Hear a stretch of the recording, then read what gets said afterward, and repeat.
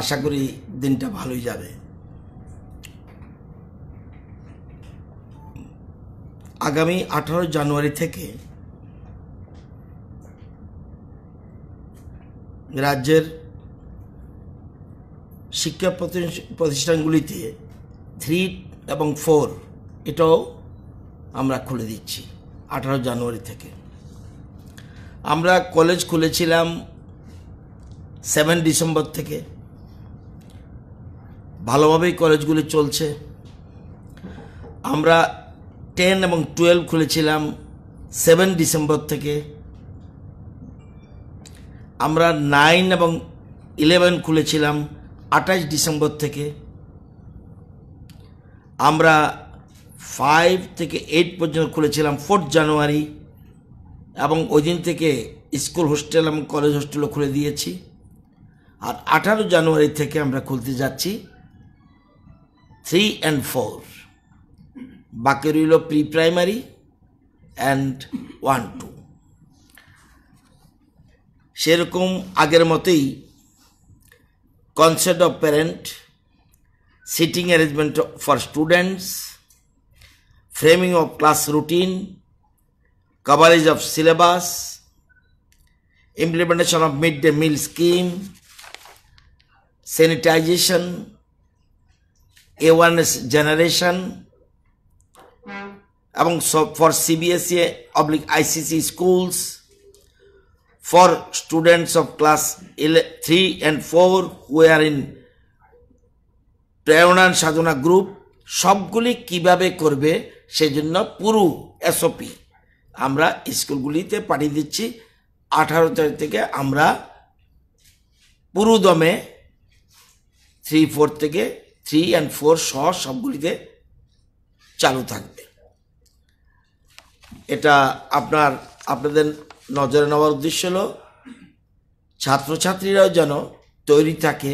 অভিভাবকদের প্রচণ্ড চাপ যেন স্কুল খুলি, সেজন্য অনেক চিন্তা করে অন্য রাজ্যে কি করলো না করলো জানি না, আমরা খুলে দিচ্ছি। আমরা খুলে আমাদের লাভ হয়েছে, কলেজের ক্ষেত্রেই হোক স্কুলের ক্ষেত্রে হোক, এতে খুব লাভ হয়েছে। এবং শিক্ষক শিক্ষিকারা আপ্রাণ চেষ্টা করছে তাদেরকে অতিরিক্ত, কেউ অতিরিক্ত টাইম করেও তাদেরকে সিলেবাসের সাথে যুক্ত করতে চেষ্টা করছে। আমি আমার শিক্ষক শিক্ষিকাদের ধন্যবাদ জানাবো, তারা পুরোপুরি সহযোগিতা করছে, সেজন্য তাদেরকে আমি ধন্যবাদ জানাচ্ছি।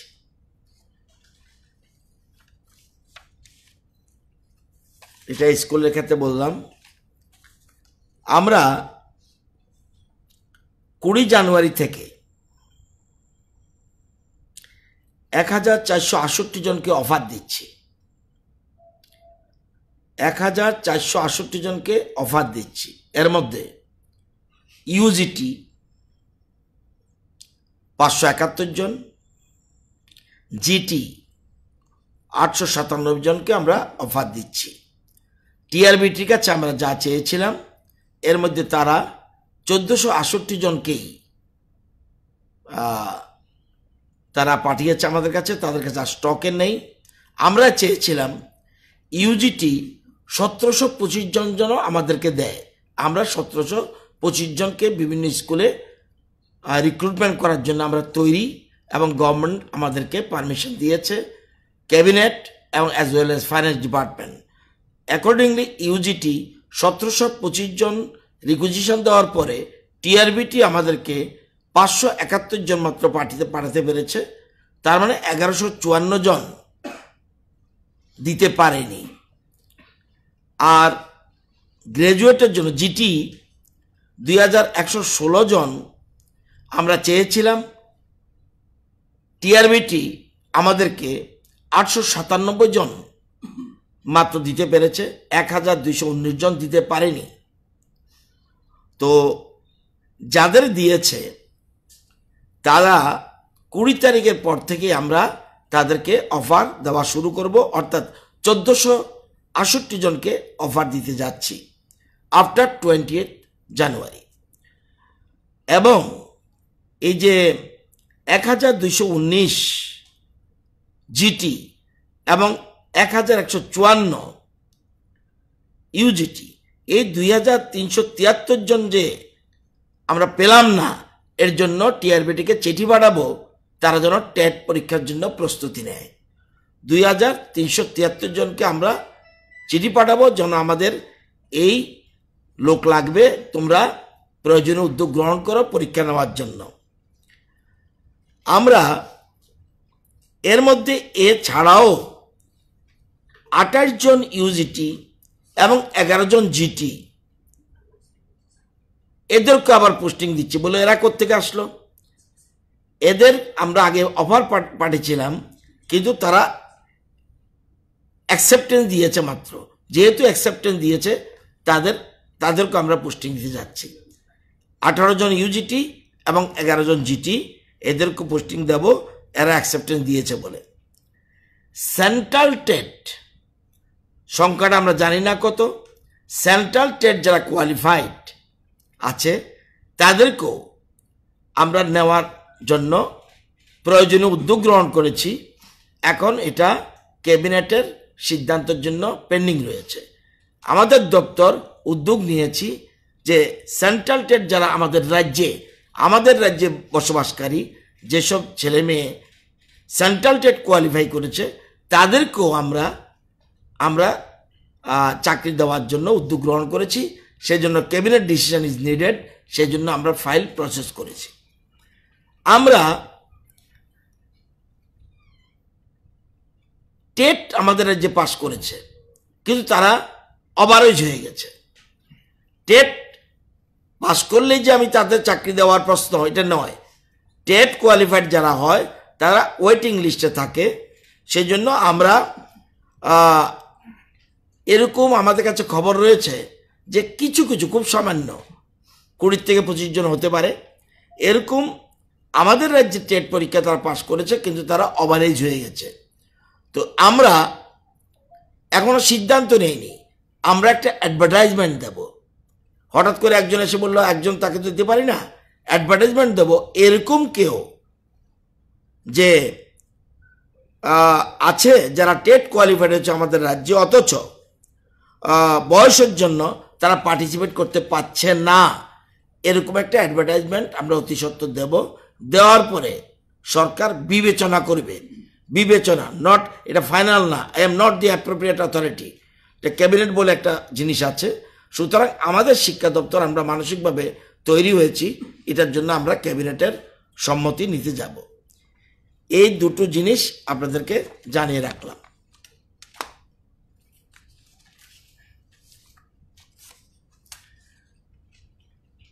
আজকের ক্যাবিনেটের একটাই দিই, কারণ আমরা দুটো এখানে দিয়েছি। একটা জিনিস বলছি, আমরা একটা রুলস আছে আমাদের রাজ্য সরকারের, chief ministers discretionary grand rules. এটা 1979 হয়েছিল, 79। এরপর 5 বার অ্যামেন্ডমেন্ট হয়েছে। এবার আবার একটা 6th অ্যামেন্ডমেন্ট, লাস্ট অ্যামেন্ডমেন্ট হয়েছিল 2012-তে। Keeping in view that in addition to the cases already specified in the principal rules, cases of accidental injury, accidental death, and also the death cases caused by coronavirus, COVID-19 cases only, এগুলি discretionary রুলসের মধ্যে উল্লেখ ছিল না এত specific. সেজন্য আমরা amendment করে কয়েকটা জিনিস ঢুকিয়েছি। আগে কি ছিল? এক, medical cases referred for treatment outside the state by the competent medical board set up by the government for dealing such cases or on satisfaction of honorable chief minister that need is genuine, এরকম হলে chief minister সাহায্য করতে পারত। আরেকটা ছিল serious medical case for treatment within the state involving major surgery or prolonged treatment, in respect of items which are not otherwise covered by the free hospital facilities, based on the recommendation of the head of the hospital concerned and the Director of Health Service, or on satisfaction of the Honorable Chief Minister that the need is genuine. এ দুটো আগে ছিল, এ দুটো এখনো থাকবে। C ছিল আরেকটা, other deserving cases including death or grievous injury in which no assistance is available from any other source as may be decided by the Honorable Chief Minister.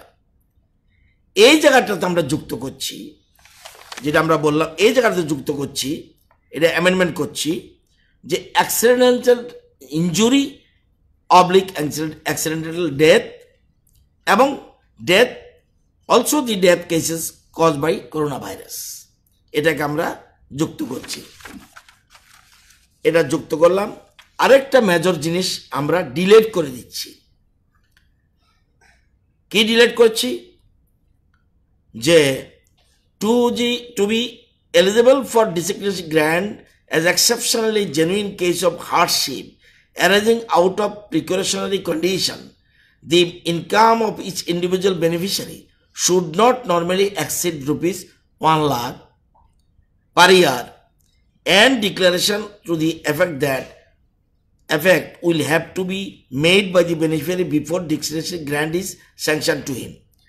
তার মানে 1 লক্ষ টাকার যদি উপর হতো তার চিফ মিনিস্টারের এই জায়গাটা, আর 1 লক্ষ টাকা নিয়মে বছরে কিছুই না, সেজন্য আমরা এই এক্সপ্রেশনটাকে টোটাল ডিলিট করে দিচ্ছি, কারণ যাতে প্রকৃত লোকরা পেতে পারে এই জন্য ডিলিট করে দিচ্ছি। এবং 1 লক্ষর জায়গায় আমরা 10 লক্ষ করে দিচ্ছি। চিফ মিনিস্টার ডিসক্রিশনারি ফান্ডটা এখন 1 to 10 লাখ আমরা করে দিচ্ছি। আমরা যেমন SDRF এর অনেক টাকা আমাদের সেন্ট্রাল গভর্নমেন্ট প্রথম বলেছিল একরকম, তো যে কোনো কারণে অল ওভার ইন্ডিয়ার কাছে চিন্তা করতে গিয়ে সেই জন্য আমরা চিফ মিনিস্টার ডিসক্রিশনারি গ্র্যান্ট রুলসটাকে আমরা অ্যামেন্ডমেন্ট করেছি, এটাই আপনাদের জানা, এবং এক্সপ্রেশনটারে ডিলিট করে দিয়েছি। এই কয়টা জিনিস আপনাদেরকে বলার ছিল, সেজন্য আমি ব্রিফিং করে দিলাম।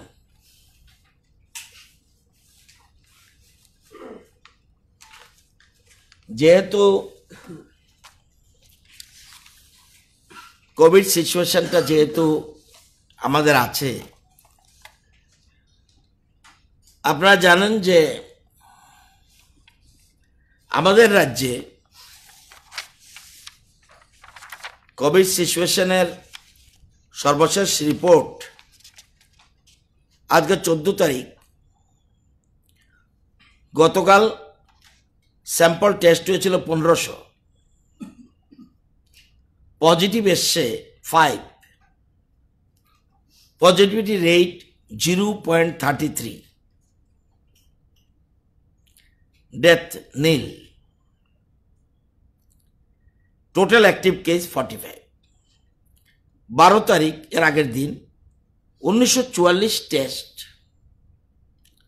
6টা positive, percentage positivity rate 0.31%, death 1, active case 46। এটা হলো পার ডে হিসাবে সবটাই আছে একদম। যেটা অক্টোবরের 1 তারিখ পজিটিভিটি রেট ছিল 10.97%, 10.97%, আজকে 0.33%। তো এই জিনিসটা বলার অর্থ এই জন্য, এবং আমাদের রিকভারি রেট আজকের তারিখে 98.72% রিকভারি রেট। বাকিগুলি আপনারা জানেন, তবুও এই দুটো জিনিস বলে রাখলাম। মর্টালিটি রেট আমাদের 1.16%, অনেক রাজ্যের থেকেই ভালো। পজিটিভিটি রেট তো বললামই। টেস্ট পার মিলিয়ন আমরা প্রতি লক্ষে 1,49,000 পার মিলিয়ন, 1,49,257। এখন এর মধ্যে আমাদের স্টেটে ফার্স্ট পেজে 56,500 ডোজ এসছে।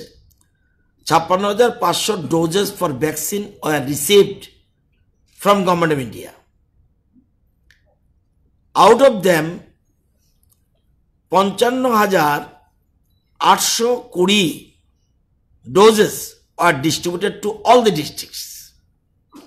নর্থে পেয়েছে 5,720, উনকোটি পেয়েছে 3,250, ধলাই পেয়েছে 6,300, খোয়াই পেয়েছে 4,690, ওয়েস্ট পেয়েছে 17,500, সিপাহীজলা পেয়েছে 5,600, গোমতী পেয়েছে 6,250, সাউথ পেয়েছে 6,510। এগুলি ডিস্ট্রিবিউট করা হয়েছে। আমাদের এই ভ্যাকসিন কাজ শুরু হবে 16 জানুয়ারি 2021। এ কাজে ইমিউনাইজেশন সেশন সাইটস 152টা, ইমিউনাইজেশন সেশন সাইটস 152টা, ভ্যাকসিনেটার্স 304 এবং টোটাল টিম এই ভ্যাকসিনের সাথে যুক্ত থাকবে 980। এই কাজের সাথে যুক্ত থাকবে 980 হেলথের staff, civil administration staff and হোমের স্টাফ।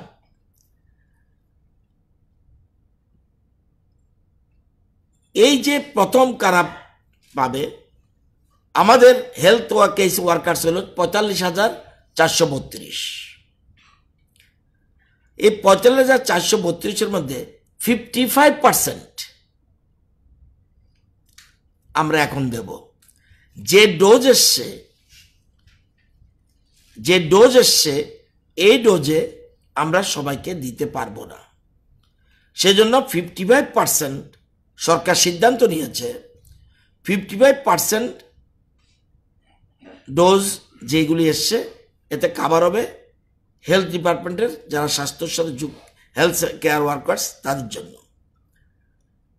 1 মাস পরে 28 দিন পর সেকেন্ড ডোজ এদেরকেই 16 তারিখ যারা দেবে, 16 তারিখ যারা ভ্যাকসিন পাবে এদের সেকেন্ড ডোজ দিতে হবে আফটার 28 ডেজ।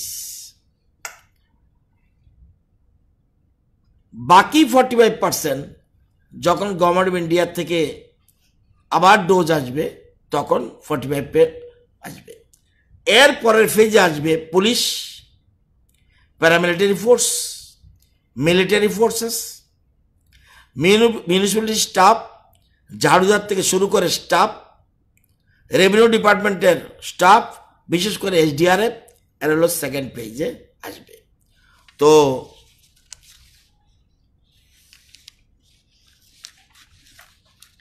এবং 16 তারিখে মুখ্যমন্ত্রী স্পেশাল, একটু আগে বলেছি 152টা সাইট আছে ইমিউনাইজেশন সেশন সাইটস, কিন্তু ইনাগরেশন সাইট 17টা। ইনাগরেশন সাইট 17টা আমার কাছে লিস্ট আছে, আপনারা ফটো তুলে নেবেন। স্পেশাল সাইট একটা আমরা করেছি ফর ইনাগরেশন টাউন হল। টাউন হলে মাননীয় মুখ্যমন্ত্রী এটা ইনঅগ্রেট করবেন। টাইমটা এখনো ফাইনাল হয়নি। উনি 17টা জায়গায় মুখ্যমন্ত্রী টাউন হল থেকে বসেই দেখতে পাবেন যে সব জায়গায় ভ্যাকসিনের কাজ চলছে। তো এই হলো ওয়েস্ট ত্রিপুরাতে, সব ডিস্ট্রিক্ট করা হয়েছে। ওয়েস্ট ত্রিপুরাতে 3টে জায়গায় session site, TMC immunisation clinic, Gandhigram PHC, পশ্চিম ভুবনবন PHC। অন্য জায়গাও যা আছে আপনারা দেখেন, ফটো নেবেন।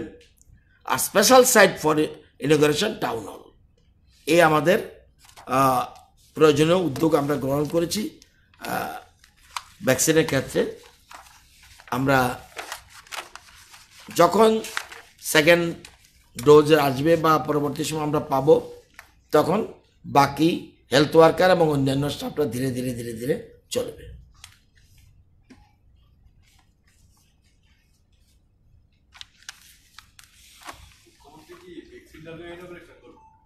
না, এটা সিদ্ধান্ত হলো আমাদের, এটা আমি জানি না, কিন্তু আমি জানি এটাও কেউ কেউ বলছিল মন্ত্রীরা নেবে কিনা।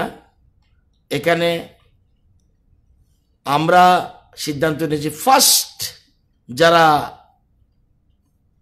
ওয়ারিয়ার তাদের কথাকে চিন্তা করতে হবে।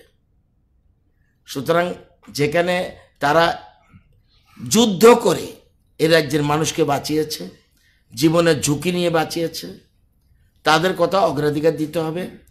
এই যে 55%, আপনারা বলতে পারেন তাহলে 100% না কেন?